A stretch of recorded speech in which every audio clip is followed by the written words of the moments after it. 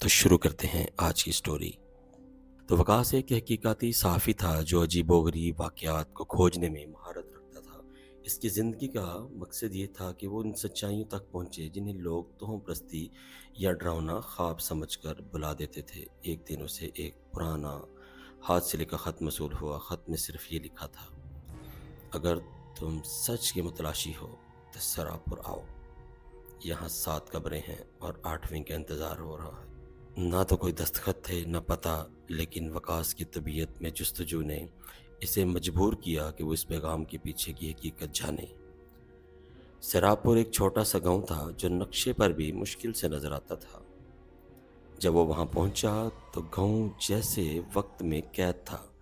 کچے مکان، خاموش گلیاں اور آنکھیں جو چھپ کر ہر اجنبی کو گورتی تھیں۔ وہاں کے لوگ بولتے نہیں تھے، بس دیکھتے تھے، جیسے کچھ کہنا چاہتے ہوں لیکن خوف زبان کو جکڑے ہوئے ہو۔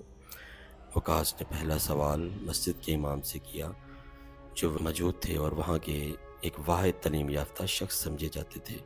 امام صاحب نے پہلے تو بات کرنے سے انکار کیا، مگر پھر خاموشی سے وکاس کو مسجد کے پچھلے کمرے میں لے گئے اور بس اتنا کہا: یہ گاؤں ایک معاہدہ پر قائم ہے، ہر نسل ایک خاموشی دیتی ہے تاکہ باقی نسلیں زندہ رہیں۔ مت کھودنا وہ قبریں جو صرف مردوں کی نہیں۔ وکاس چونکا اور اس وقت فیصلہ کر لیا کہ وہ انہی قبروں کو کھوجے گا۔ اگر صبح وہ گاؤں سے باہر پہاڑی کے دامن میں پہنچا، وہاں ایک خالی میدان تھا جس کے بیچوں بیچ مکمل ترتیب 7 قبریں تھیں۔ عجیب بات یہ تھی کہ قبروں پر کوئی نام نہیں تھا، صرف اعداد لکھے تھے: 1 2 3 4 5 6 اور 7۔ اور لیکن جب خط میں ذکر ہوا تو 8ویں قبر کا بھی ہوا تھا۔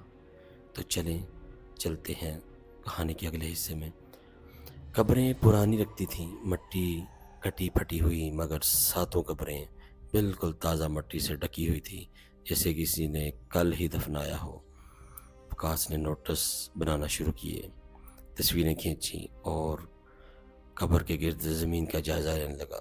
جیسے ہی وہ 7ویں قبر کے پاس بیٹھا، ہوا کی ایک سرد لہر چلنے لگی، گھاس ہلنے لگی اور اسے ایسا لگا جیسے زمین اس کو نیچے کھینچ رہی ہے اور نیچے کوئی سانس لے رہا ہے۔ اچانک ایک سایہ اس کے پیچھے نمودار ہوا، ایک لمبا لاغر انسان جو سیاہ چادر میں لپٹا ہوا تھا۔ اس کا چہرہ چھپا ہوا تھا، لیکن آواز ایسی جیسے کوئی اوزاروں کو ملا کر بنائی گئی ہو۔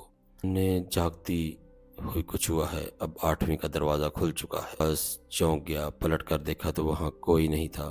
وہ سمجھ گیا شاید یہ میرا وہم ہے، لیکن وہم جلد ہی حقیقت بننے لگا۔ رات کے وقت جب وہ گاؤں کے ایک چھوٹے سے کمرے میں رکا تو ایسے جیسے نیند اس سے روٹ گئی۔ جیسے ہی آنکھ لگتی وہ خواب میں قبروں کے بیچ کھڑا ہوتا، ہر بار ایک نئی قبر کے اندر جھانکتا اور اسے اندر سے کوئی ایسے گھسیٹنے کی کوشش کرتا۔ پہلی رات، قبر نمبر 1۔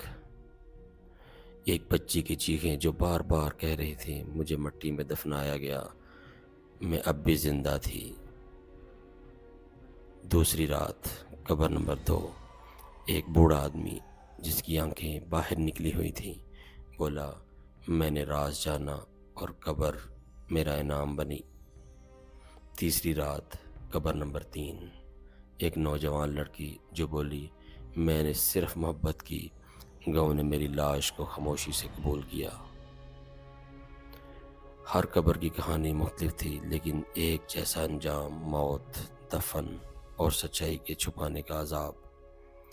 وکاس کا ذہن اب تیزی سے ٹوٹنے لگا تھا، خواب اور حقیقت کا فرق مٹنے لگا تھا۔ اس نے گاؤں کے پرانے بزرگوں سے بات کی، مگر سب نے چپ کا روزہ رکھا۔ صرف ایک پاگل عورت جسے سب چچی مائی کہتے تھے بولی: یہ قبریں ان لوگوں کی ہیں جنہوں نے سچ بولا، سچ دیکھا، یہ سچ کو چھوا۔ گاؤں نے ہر نسل میں سچ کو دفنایا کہ جن زندہ رہیں۔ وکاس کو احساس ہوا کہ یہ صرف عام قبر نہیں، یہ ایک معاہدہ تھی۔ ہر قبر میں ایک راز دفن تھا اور ہر راز پر ایک جن مقرر تھا۔ جو تب تک قید رہتا جب تک کوئی اس کا بدلہ نہ بن جائے۔ اب 7 قبریں مکمل تھیں اور 8ویں کو زندہ قربانی کی ضرورت تھی۔ وقاص کے پاس 2 راستے تھے، یا تو وہ گاؤں سے بھاگ جائے یا سچ کو سامنے لا کر خود کو فنا کر دے۔ وقاص نے اپنی ڈائری مکمل کی، کیمرہ بند کیا اور آخری ویڈیو میں صرف یہ کہا، اگر یہ ویڈیو تم دیکھ رہے ہو تو میں شاید اب زندہ نہیں ہوں۔ قبریں بولتی ہیں، وہ سانس لیتی ہیں، اور اگلی تمہارے لیے ہے۔ گاؤں والوں نے اگلی صبح 8ویں قبر کو مکمل دیکھا۔ وقاص کی لاش کبھی نہ ملی، لیکن قبر نمبر 8 بند تھی، نم تھی، اور مٹی میں اس کی جوتوں کے نشان تھے۔ کہا جاتا ہے کہ اب ہر 100 سال بعد ایک نئی روح بلائی جاتی ہے، اور آج قبر نمبر 9 کے لیے صدی مکمل ہو چکی ہے۔ تو کیا تم تیار ہو؟ اور اگر اچھی لگتی ہے تو لائک کیجئے، شیئر کیجئے اور اپنے دوستوں کے ساتھ انجوائے کیجئے۔